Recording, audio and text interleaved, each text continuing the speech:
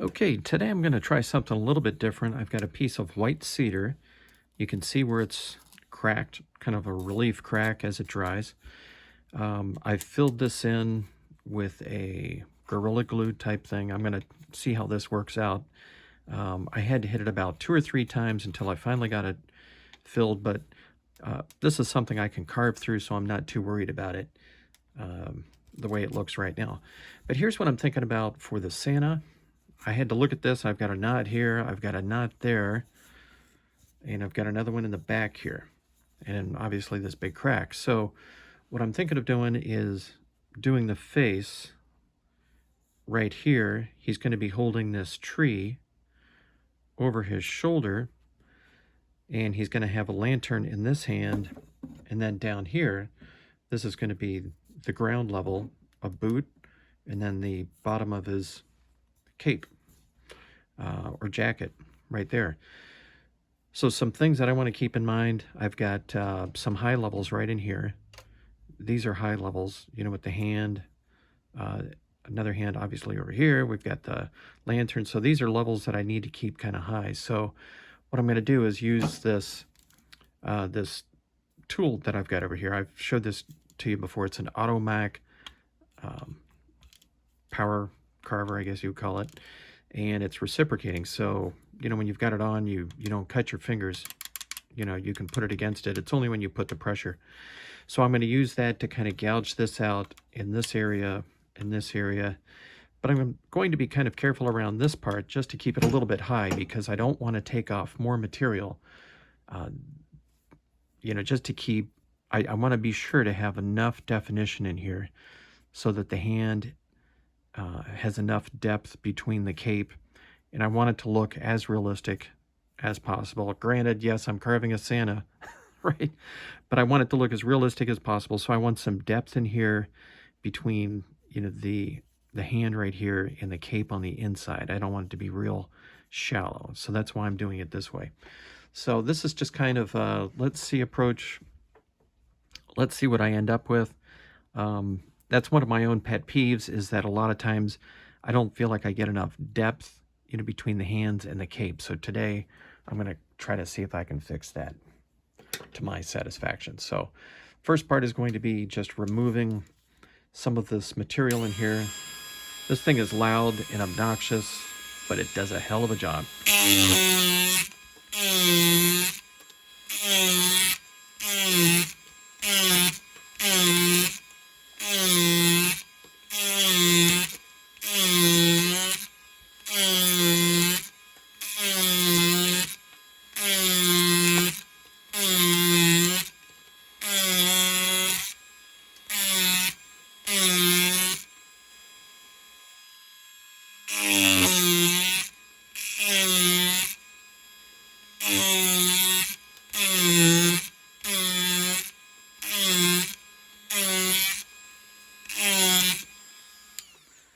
So one of the things I also want to do is be sure to leave enough in here for the beard. So it's a pretty delicate balance between all the different levels that you need to keep. But I'm going to take a little bit more off because I want a little bit more depth to the face, just a little bit more.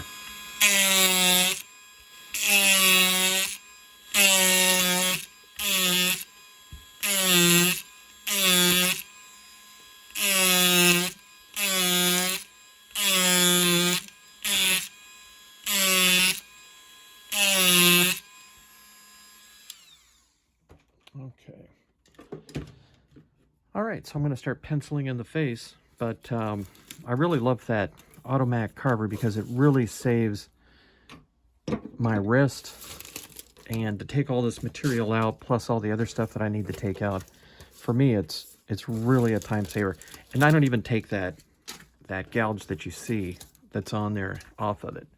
I've had this on there for years. This is the only one that I use. It's rough out time with this guy. Does a hell of a job. Okay, a little bit of an update here. I've got the face carved out, and again, I wanted to make these prominent features as prominent as they could be. So this is the part that is going to stick out the most. The mitten over here is going to be holding the tree, kind of working around this knot right here. The beard's going to go something like this. The lantern, and then down here, a little bit later I can remove some of the wood in here, and I want a shoe like he's walking, you know, somewhere in here. But there's going to be a little bit of material that's got to come out because the cape is going to be here. All this stuff is going to have to come out with the, you know, respect to the shoe that's going to be right here. So the next part I'm going to do is carve out the face, and I think I've got enough depth here. When I start to do the beard and everything, I think I've got enough depth in here to really make this stuff stand out nicely and not make it look like it's really kind of flat or sort of artificial looking. So next part is going to be the face. Okay, so this is where I've got the Santa right now. I've got the face carved out, and I need to get this cap sort of finished out. I don't need to do it right now, but the Christmas tree is going to be like that on the top, and then I'm going to round all this stuff off. So it'll be a little bit more cap-like, and I might put a little point on the end or a tassel or something like that. But the next part I think I'm going to work on, here's how the beard is going to go. It's going to wrap around like that. All this stuff has got to come out. And I've got to start shaping out the back a little bit. So I need to get some of this material out right in here. And kind of, maybe I'll just do a cut like this, just so I can work on this a little bit separately, a little bit later. But that's it. So all this stuff has got to go. I've got to get a little bit more material to kind of create a nice sort of curve, you know, to the robe as it comes down. And then, of course, all this stuff has got to come out too down here. I got to start digging this stuff out. And to do that, you know, you can create a stop cut like that. And then just come in here with something like this and just keep digging that out. Deeper, you know, on both sides until you get a little bit of depth.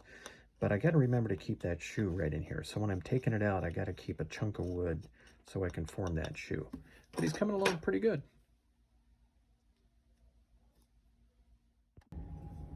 Okay, so this is where the Santa's at right now.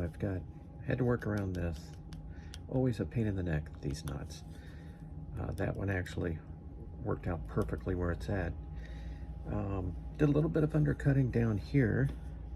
He's got sort of wanted to make him look like he was walking. So I've got the heel right here, and I've got the foot out right here. Did some of this with this gouge, which is a number 8 by 3/8.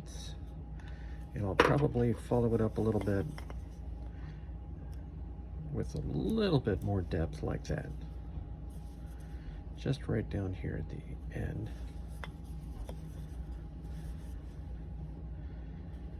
A little bit of character. So the next thing that I've got to do is the beard. I want to do the beard, and then I've got this that I want to carve out. It comes right up in here like that. You know, and in this case, it actually worked out really nice planning the arms and everything sort of before I did the face, because it kind of gave me enough depth in here like that. So turned out pretty good. Still rough, but he's getting there. Okay, so this is how he turned out. A little more definition on this, light sanding. I put the sort of the fur part of the cap in here, and I could texture that, you know, with a tool like this and just kind of make it into like fur. But I think I'm going to do a holly sort of painting around here with the holly and all that kind of stuff. So I didn't want to add a lot of that texture because you can't paint it once you've done that. But altogether, I think he's turned out pretty good.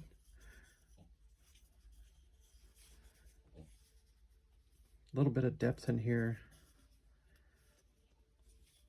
One of the things I've had trouble with is, I feel anyway, is getting enough depth around the arms. And I think I'm going to keep working on that. And as far as this filling goes over here, I've used this sort of Gorilla Glue, wood glue before, and I think I'm going to go ahead and finish that off, fill it in, and it carves out really nice and sands up really good. So I think it'll take paint. But I'm probably going to hold this little guy out for about a year just to make sure that everything turns out good as far as like where I've had to seal him. So he might just be hanging out with me on the mantle for about a year, but that's all right. Till next time.